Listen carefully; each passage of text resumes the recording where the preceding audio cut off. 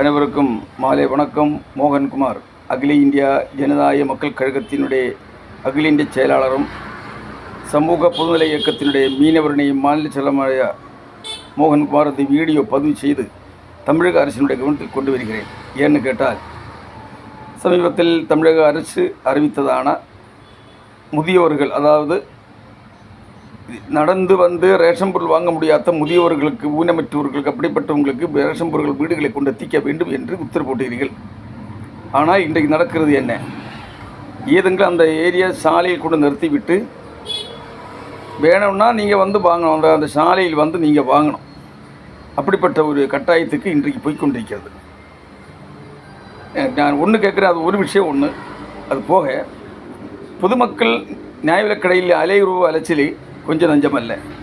ஒரு ரேஷன் பொருள் வாங்குது, காலை போனால் சாயங்காலம் 5 மணி ஆன கூடியும் வாங்க முடியவில்லை. என்ன காரணம் கேட்டால், கைரேகை, அந்த கம்ப்யூட்டரில் கைரேகை பதியாமல், 10 விரல் வச்சாலும் கைரேகை பதியாமல், கண்ணு பதியாமல் பல பிரச்சனைகளில் இன்றைக்கு பொதுமக்கள் பாதிக்கிறது.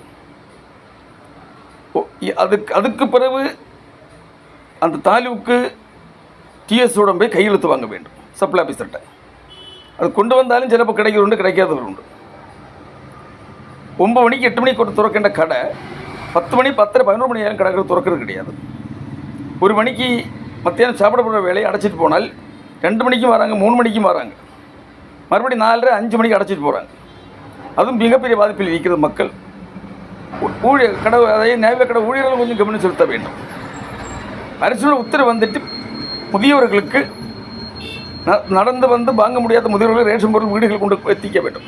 அவங்கள காட்டில் எத்தனை கிலோ மண்ணெண்ணெய் ஆனாலும் சரி, சீனி சர்க்கரை ஆனாலும் சரி, அரிசி ஆனாலும் சரி, கோதுமை ஆனாலும் சரி, பருப்பானாலும் சரி, பாம் ஆயில் எதாகட்டும் அவங்க வீடுகள் கொண்டு கொடுக்க வேண்டும் அரசு உத்தரவு போட்டாங்க.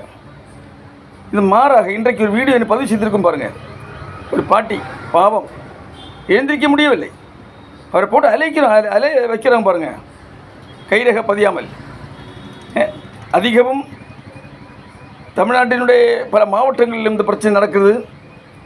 தமிழக அரசு கவனம் செலுத்த வேண்டும். பழையபடி மக்கள் கடைகளில் சென்று சைன் போட்டு ரேஷன் பொருட்கள் வாங்குவதற்கு மத்திய மாநில சட்டத்தை இயற்ற வேண்டும். ஒரு நாள் மக்கள் அலைய வேண்டிய நிலைமை இருக்கிறது. ஒரு ரேஷன் பொருள் வாங்க, ஒரிக்க அரிசி வாங்க, ஒரிக்க மிச்ச சர்க்கரை வாங்க, ஒரிக்க மண்ணெண்ணெய் வாங்க, பண்டெல்லாம் அப்படி கொடுக்கல. எல்லாம் ஒரே நேரங்களில் ஒரு ரேஷன் கடையில் 1700 1800 கார்டு இருக்கிறது. ரெண்டாட்டு பிரிக்கவும் இல்லை. 1700 கார்டுகளை எப்போ கொடுத்து முடிவாங்க? 2 பிரிக்கலாம் இல்லவா? 2 கடையை வைக்கலாம் இல்லவா? இதெல்லாம் பல பிரச்சனைகள் இருக்கிறது. இந்த விஷயத்தில் தமிழக அரசு கவனம் செலுத்த வேண்டும். ஒன்றுகில் அந்த முதியோர்களுடைய உற்றோருடையவர்கள் யாராவது வந்து ரேஷன் பொருள் வாங்குவதற்கு நீங்கள் அதுக்குள்ளத அனுமதி கொடுக்க வேண்டும்.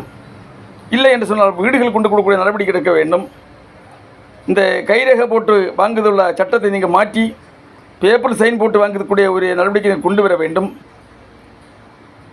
என்றுதான் அகில இந்தியா ஜனநாயக மக்கள் கழகத்தினுடைய கருத்து. நீங்கள் செய்யும் என்ற எங்கள் நம்பிக்கை இருக்கிறது. இது குறைவு, இது மக்களுக்குள்ளதான ஒரு குறைபாடு. தமிழக அரசு நிறைவேற்ற வேண்டும் என்று கேட்டு பேட்டி முடிக்கிறேன். நன்றி, வணக்கம். மோகன்குமார், அகில இந்தியா செயலாளர்.